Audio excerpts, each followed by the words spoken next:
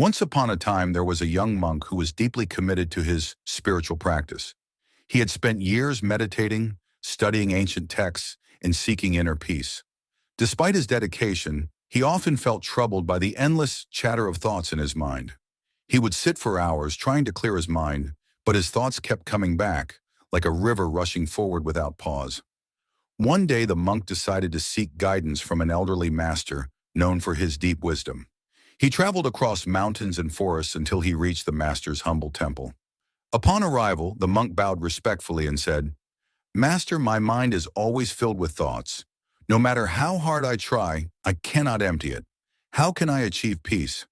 The elderly master smiled gently and said, "You wish to empty your mind, but have you ever wondered what it truly means to empty it?" The monk, puzzled, replied, "I thought it meant to silence the thoughts, to make them vanish entirely." The master nodded, but then pointed to a large, clear bowl filled with water. "See this bowl? It is filled with water, just as your mind is filled with thoughts.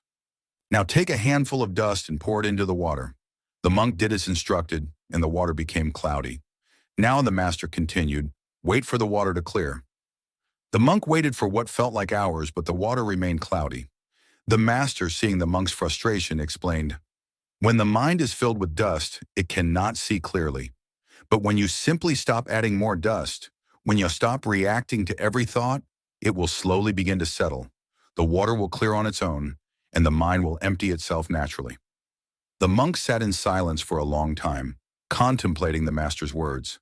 Over time, he realized that the key to an empty mind wasn't about forcing the thoughts away. It was about allowing them to come and go without attachment, without clinging or pushing them aside. Slowly, his mind began to clear, like the bowl of water.